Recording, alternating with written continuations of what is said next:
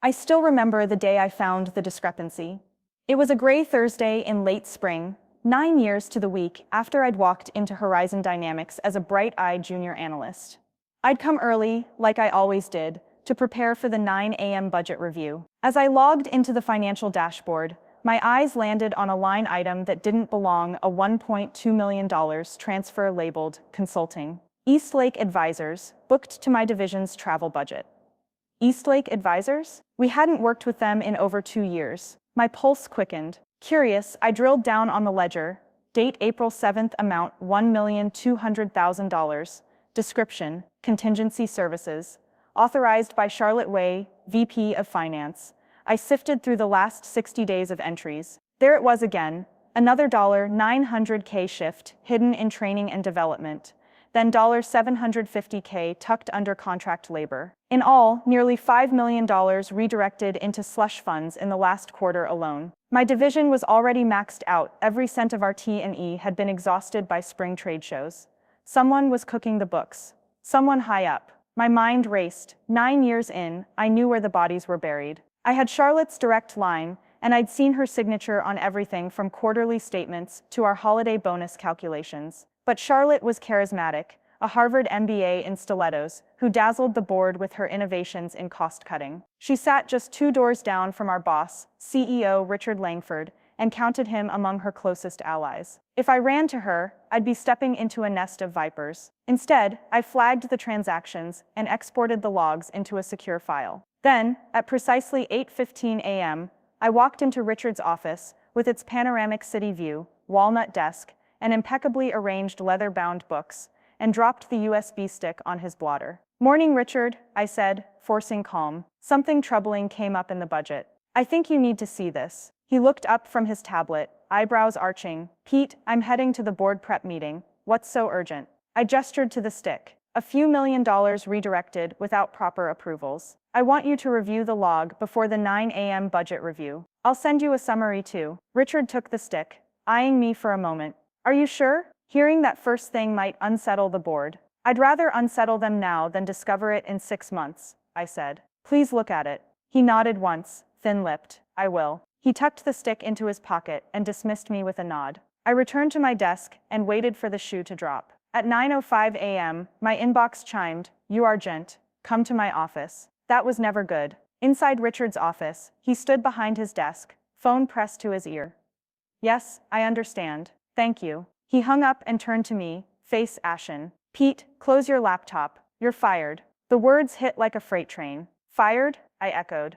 "But, you said you'd review." He shook his head, shoulders slumping. "Board directive. No explanations. Clear out your desk by noon. Security will escort you after you leave." I staggered out, heart pounding. My team watched as I packed my knickknacks, photos from our first hackathon, the stress ball from my promotion, the gold pin from my 10th work anniversary. At 12:03 p.m., 2 guards in dark suits walked me down the hallway. They escorted me to the lobby, swiped off my badge, and watched me walk out into the rain. My phone buzzed, a text from Maria in HR. "Sorry, company policy." A text from Jim in my team. What happened? I didn't know. All I knew was they fired the whistleblower and cut off the messenger. I stood on the curb, rain pattering my jacket, and took a deep breath. 9 years, a corner office in reach, a mortgage on the Horizon Towers condominium, all vaporized in 3 minutes. That night, I sat in my dim apartment, the stick still in my pocket. Anger and betrayal clawed at me. I thought of Charlotte's smooth smile, Richard's flinching apology. I counted the calendar weeks until the next quarterly filings, plotted internal audit cycles. They'd made a fatal mistake. They assumed silence meant submission. They were wrong. I called my old friend Ravi, now an investigative reporter at the city paper. "Ravi," I said, voice tight, "I've got a story: embezzlement at Horizon Dynamics. Huge budget fraud, millions of dollars, cover-up signed by someone in the C-suite. Are you interested?" His silence stretched. "Finally, go on." I sent him the logs from the USB, the raw data, and we arranged to meet at a diner the next day. Over the next week, I walked away from everything. The condo, the recruitment calls, the panic. I printed copies of the files, zipped folders, emailed secure links, and briefed Ravi. Every detail, dates, amounts, approvals, personal emails I'd uncovered, showing Charlotte, reminding her staff not to ask questions. I decrypted archived memos where she roasted underlings for wasting time on petty accounting. The case was airtight. Meanwhile, Horizon's stock remained artificially high. Wall Street loved their cost-cutting narrative. But I knew we had weeks before their Q2 report. I watched Charlotte organize the budget review for an attentive CFO, saw Richard grin at analysts over coffee. They thought they'd won.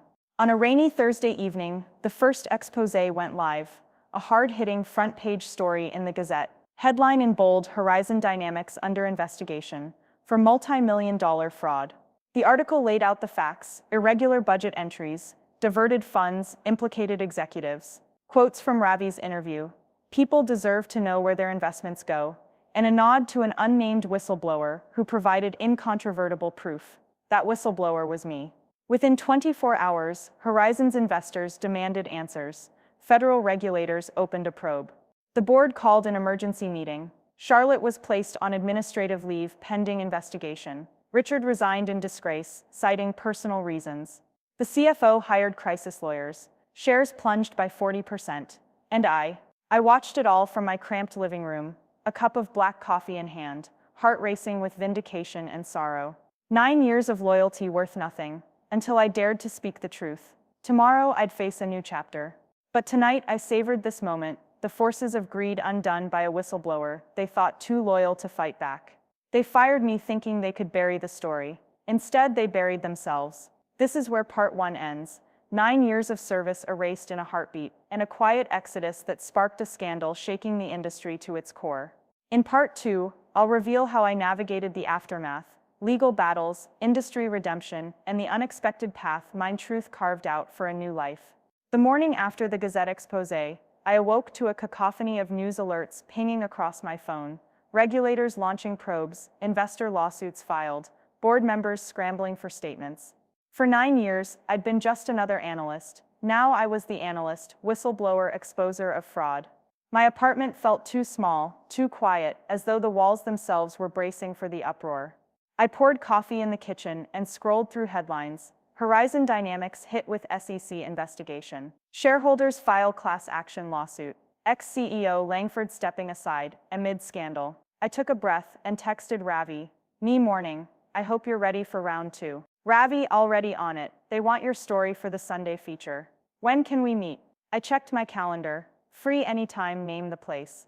Within the hour, I met Ravi at our corner diner. He slid me a copy of his new draft. Under a fresh banner, From Analyst to Avenger, the inside story of budget fraud at Horizon Dynamics, he'd expanded the narrative, not just numbers on a spreadsheet, but the human cost.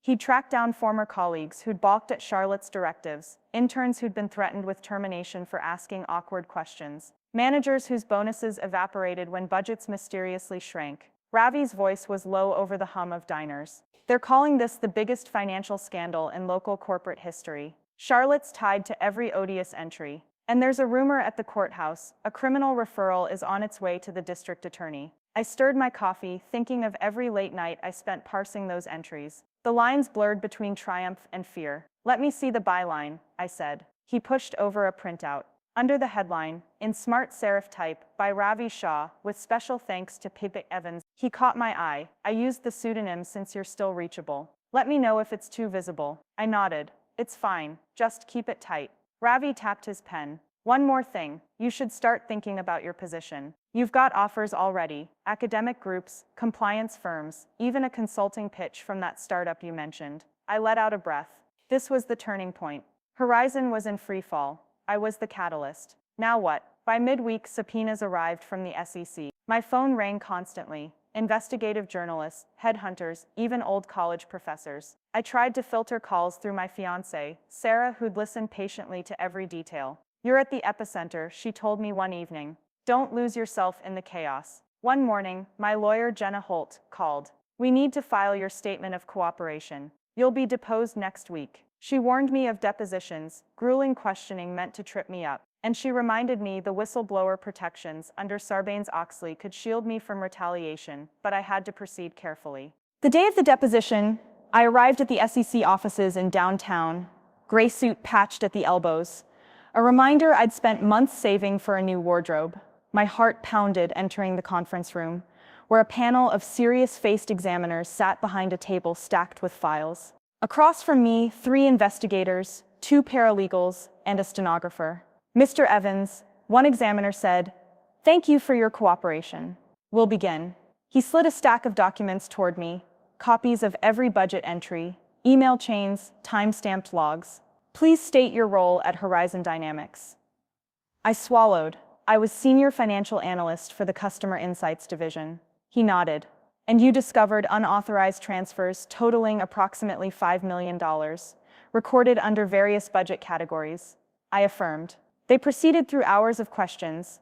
Did I act in good faith? Did I personally profit? Did anyone pressure me? My answers were consistent, grounded in my exports and logs. When they asked, "Are you aware of any other participants in this fraud?" I answered only what I knew: Charlotte's signature, Richard's approval email. 2 hours later, we wrapped. I exhaled and shook hands with Jenna. "You did great," she said. I forced a smile, aware that this was only the beginning of legal battles. That afternoon, I paused at my apartment window overlooking city streets. Sarah joined me, handing over hot chocolate. Steam curled into the air like new beginnings. She linked her arm in mine. "You're doing the right thing," she said. "And when it's over, you'll have a new path." Her faith anchored me more than any policy memo. I kissed her temple. "Thanks." In the weeks that followed, the story evolved. Horizon's board finally released a public statement. Charlotte Way and Richard Langford had resigned, the CFO placed on administrative leave. Interim leadership launched a forensic audit, promising transparency. Shares stabilized, but only marginally. Most investors lost faith. The company had to restate earnings, disclose the slush fund transactions, and renegotiate credit lines. For me, though, the fallout opened doors. I landed an offer from the University of Metrovale's School of Business, a position as lecturer in regulatory compliance and ethics. They wanted someone with real-world grit, not just textbooks.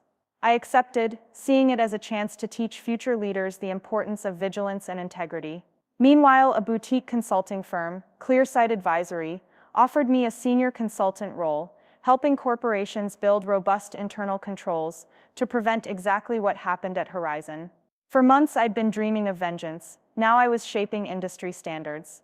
One evening, I sat across from Jenna at a campus cafe, finalizing my job visa paperwork with Clearsight.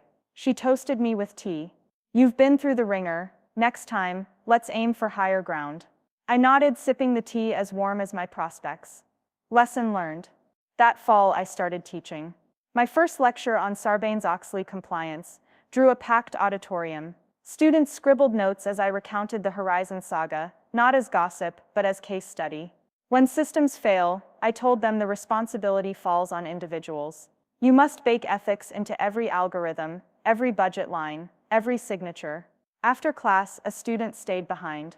She introduced herself as Anna, an intern at a tech startup. "Your story inspired me," she said.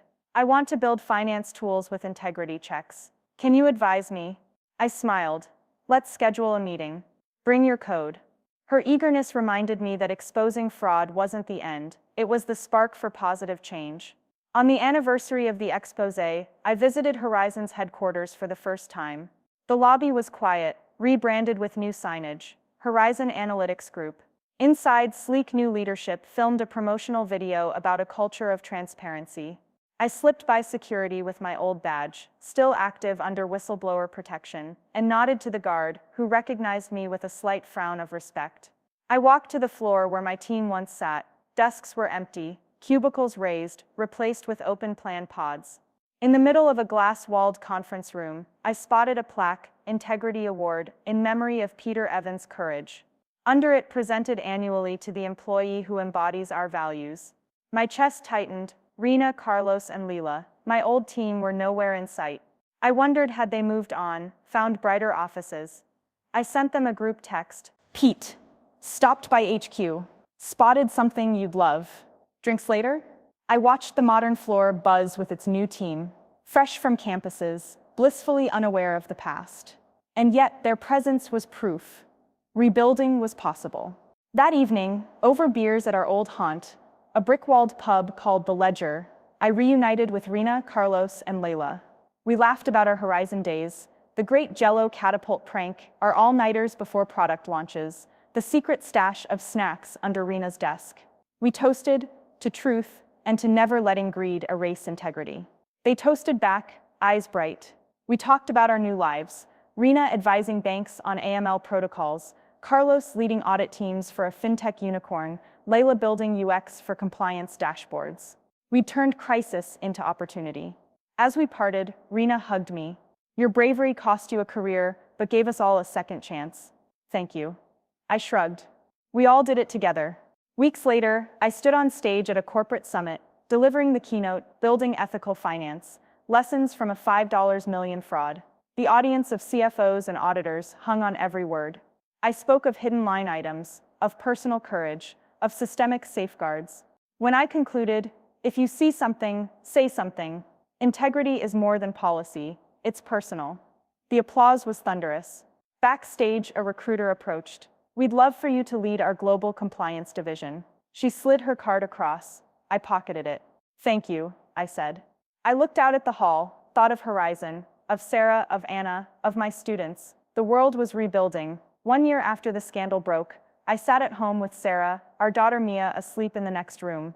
On the kitchen table lay 2 items, a framed cover of the Gazette's exposé, Analyst Who Unmasked Horizon, and my university's Certificate of Excellence in Teaching. Sarah poured us tea. Look how far you've come. I traced the gold lettering on the frame. It was the hardest year of my life, but it taught me that the right thing isn't always easy. It's the only way forward. She smiled and kissed my temple. I'm proud of you. I closed my eyes, letting the warmth flow through me. The memory of that fateful Thursday still burned, budgets, betrayals, boardroom explosions, but the fire had forged something stronger, a life built on accountability, service, and the unbreakable belief that truth, once revealed, can reshape the world. And as I sipped my tea, I knew the journey wasn't over, but I also knew I'd never stray from the course that began when I refused to look away. Because, in the end, protecting what's right, not just what's easy, is what truly defines us.